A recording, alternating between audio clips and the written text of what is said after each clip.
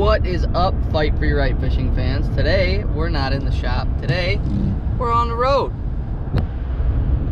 If you can see that, you know where we're headed, but if you can't, then I guess you'll find out here shortly. We got about an hour to go, give or take. And we're gonna do some more steelhead fishing on a place I've never been to before, so I'm pretty excited about it. Hasn't been fishing because the water's been too high for like the last 5 months, so we're getting back over there. I've been driving over it time and time again to get to some other places, but it just hasn't been fishing right. So today flows are finally good. We're gonna get over there and we're gonna see if we can't put some fish in the net. It should be super awesome. It's gonna be fun just to learn a new body of water and or a new creek, I guess. We're gonna do a lot of float fishing though. I'm gonna probably do a lot of bead fishing, probably some jigs here and there depending on, you know, what the flow is like, what the current's like. But stay tuned. I hope you guys are as excited about it as I am. Let's see what happens.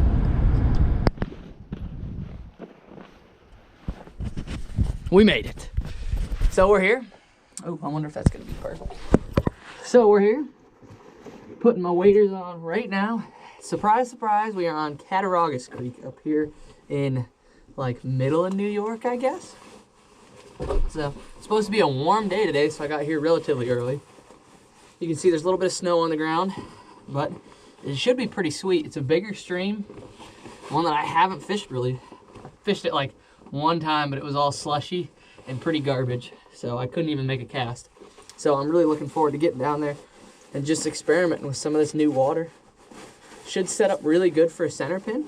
As far as the flows go, I should be able to just pretty much do whatever I want with that, which will be really nice. So I look like a big fat guy on my waders. Put your wading belts on, that way you don't drown. Ooh. But yeah, should be pretty sweet. Probably just gonna do a lot of bead fishing like I talked about earlier. But we'll see. We will see. I'm gonna put you guys maybe on my chest or on my head, and we'll go from there. We got a phone call from Catherine, so we're gonna answer this and see what she says. All right, so we're getting rigged up, right? I got my main line, my float line. I'm attaching a piece of 12 pound. It's probably about 5 feet long. And all that 12 pound is doing is tapering me down from my 16 float line down to the 6 pound that I'm gonna use. If at all possible, I like to not use swivels or like tippet rings and stuff like that. Anything that's gonna cause friction if it does go into my guides. And the reason for that being, metal on metal is usually not good. So that's where I don't like to do that. Now I'm gonna taper it down to the 6 pound. That's what I'm gonna be running. And for that, I'm gonna be running a blood knot.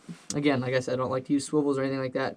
So for a blood knot, all I'm gonna do is crisscross the lines, wrap the 12 pound over top of the 6 pound 6 times. The heavier the diameter line, the less wraps you have to go. The smaller the diameter, the more wraps you have to go. So I'm gonna do like 6 wraps with this one. But then with the smaller one, I'm gonna take that and put it through this V. Pinch it tight, if I could get a hold of it. For the smaller diameter, that 6 pound, I'm gonna go like 10 wraps. And that's just because it requires more to tighten up.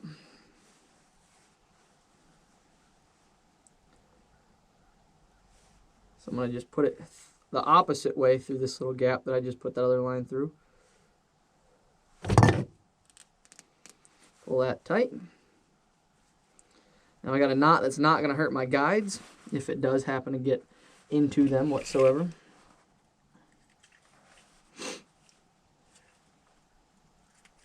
There we go. Got a nice little knot that'll hold up. And I don't know how deep the water is down here, but I'm gonna run like 6 feet to my first bead. If you guys haven't had a chance to check these out, these are boomerang nippers. They're super awesome. They cut everything. So then I'm gonna put my deal for my float on there. This will hold the top end of it. I use the orange piece on top. It's just a little piece of tubing. Slide 1. Now this clear one for the bottom. Number 2. I haven't put any shot or anything on yet because I'm really not that worried about it. So now we're gonna break out some beads. I'm gonna get a couple of my favorites out because I've never fished here before. So I'm kind of just charting all new on, or all new territory here, but they're steelhead. So, like, there's only so many things they like. So I'm going to start out with an 8mm chartreuse bead up top. I'm going to fish 2 beads. This is Cattaraugus Creek, so I can get away with that. I have my other GoPro on, apparently. I'm going to try these Ravens out. I like a lot. These Raven number 6s. Pretty sweet hooks. I'll link them down below. I've been playing with them a lot lately.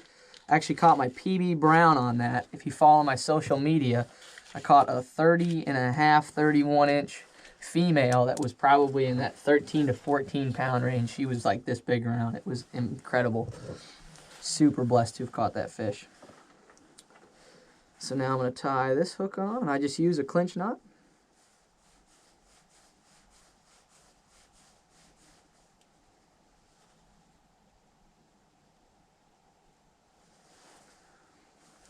And I get myself another piece of this 6 pound, and again I'm just going to run probably 1.5 feet or so, a foot. Put this back on there. Just about that much, 1.5 feet probably, maybe 16 inches. I just tie that right to the bend of this hook. And the reason I do that is it makes changing bead colors super easy. I can literally just cut the end of it off, slide a bead off, or you know, if something gets too short, I can just change it right out. So there's that. Now I'm going to go with a more natural color. I'm going to go with this Glow Row. Just a nice peachy color. Super natural. All around great color.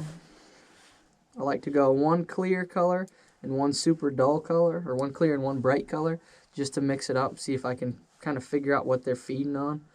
You know, if they're eating something dumb, if they're not eating something dumb, if they're keying in on something more natural, then I can kind of lean more toward that way. Pegs, I think I got all my pegs in here.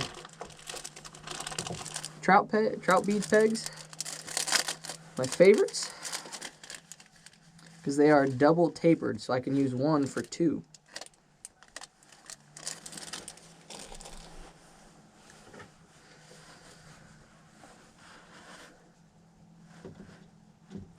Find that. Get off of that. Oh, I got it hooked on my power pack case.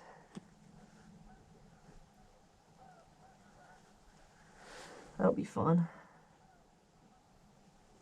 There it goes. Alrighty, I got my power pack case for my GoPro sitting right there. So peg this dude on there. Trim that sucker close as I can get it.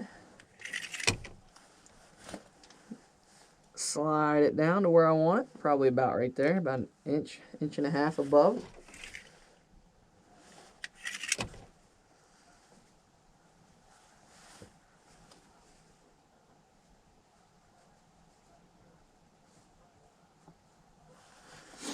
Trim this other dude off of there.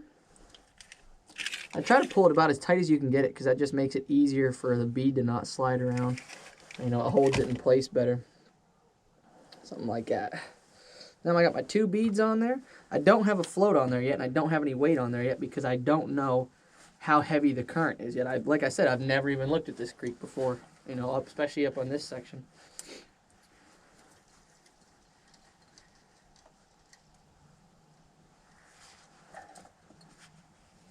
There we go.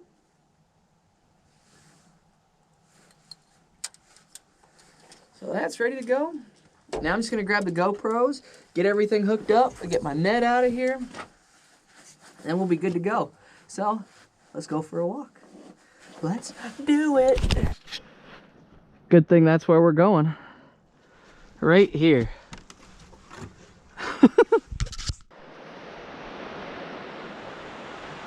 We made it. We have made it to the promised land. Let's go.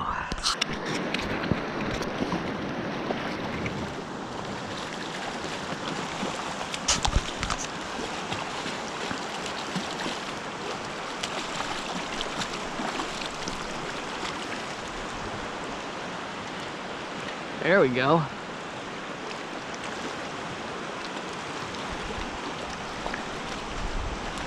Oh, it is so wrapped up. Whoa! Ain't a big one, but we caught one.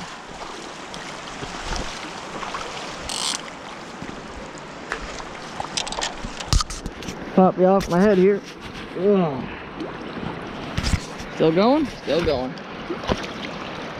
Well, it's not a big one, but we caught one. And I'd stopped and talked to a couple guys on the way down, and they hadn't caught any. And there were 3 guys that I consider really good fishermen. So, you know, we got one in the net. Let's get it out of there so I can show you guys. Set you something like that. Hopefully that's good. You saw that fish just literally, as soon as I hooked it, just started rolling. I don't know if it just hadn't been hooked in a really long time or whatever, and it just got wigged out and just started freaking out. But there's literally slime all over my line. It's not a bad fish. Little fish. But it's my first Cattaraugus Creek fish, which is pretty cool. Place I'd always wanted to catch one. Chartreuse bead strikes again.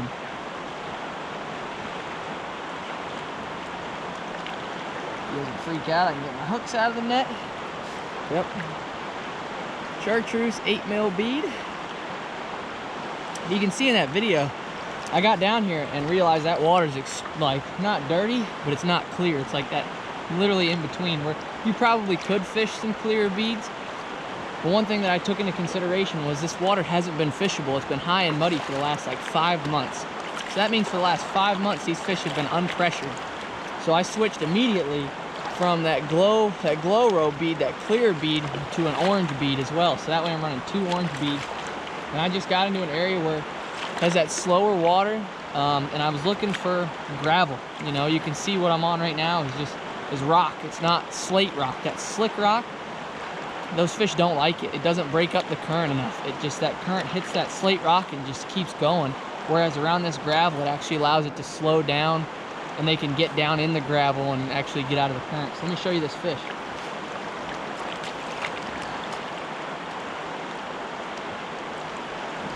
Again, not a big one, but a sweet fish nonetheless.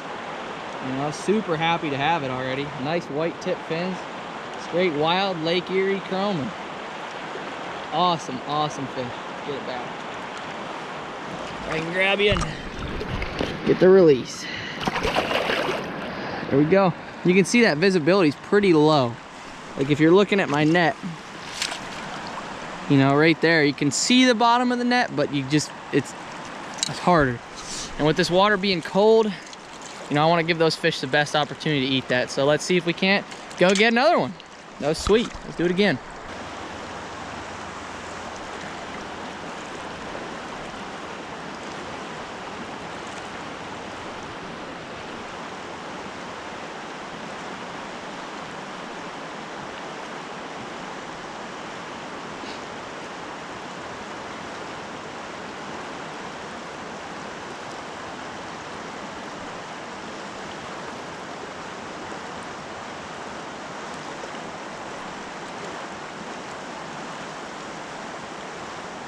Oh, oh, I got smashed right there.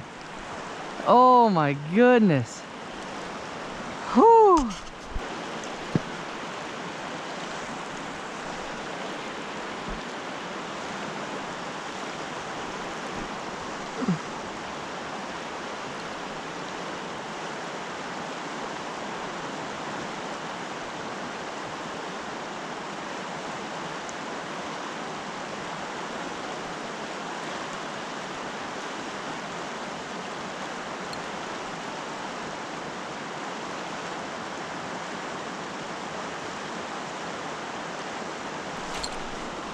That's a fish.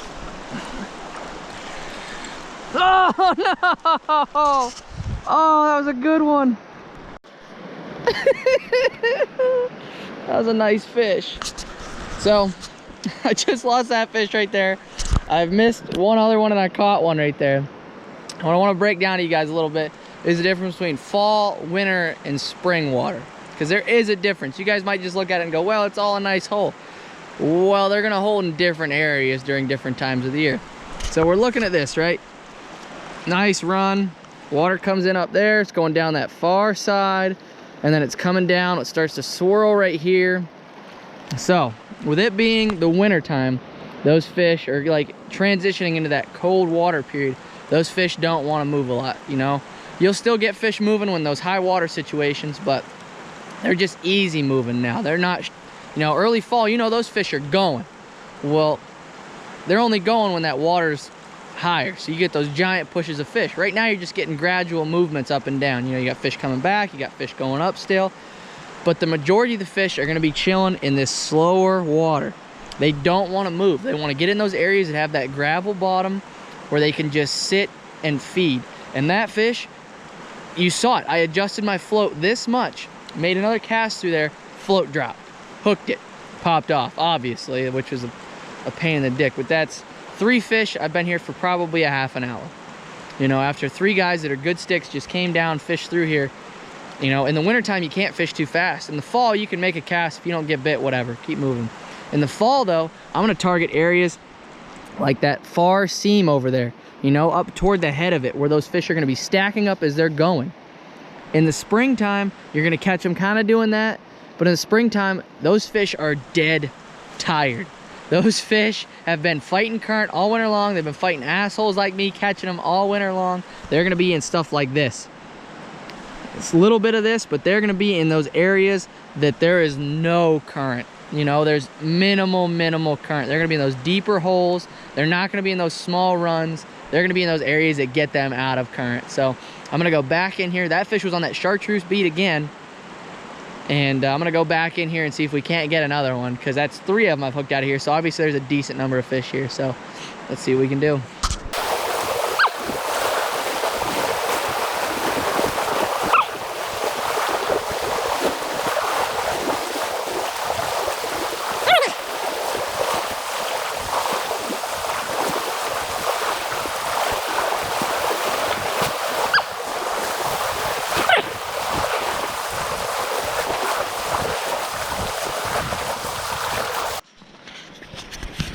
Alrighty, we're heading out. I gotta go meet my brothers.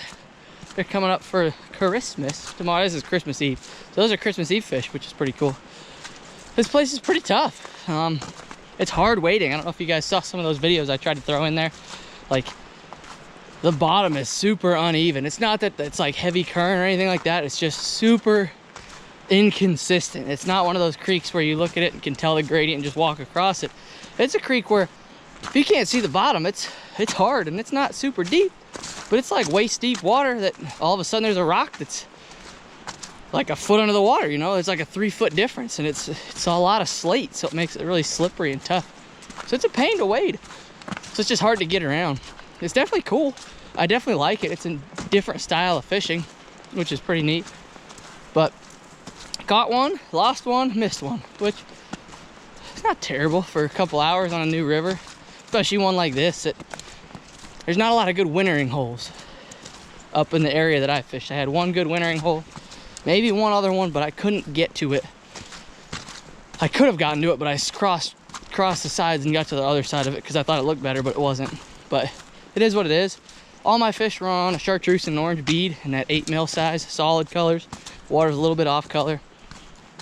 But it was, yeah, it was a really cool experience. Definitely come back to it at some point.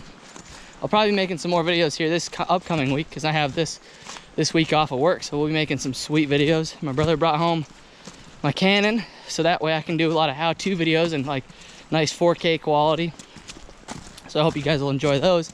But until then, have a Merry Christmas, everybody. Thank you so much for watching. If you haven't already, be sure to hit that like and subscribe button and comment with any questions, concerns, or criticisms that you may have. But God bless y'all, and that's a wrap. These videos are brought to you in part by Fish USA, America's tackle shop. Feel free to stop by in Fairview, PA, or visit us online at fishusa.com. God bless y'all, and thank you so much for watching.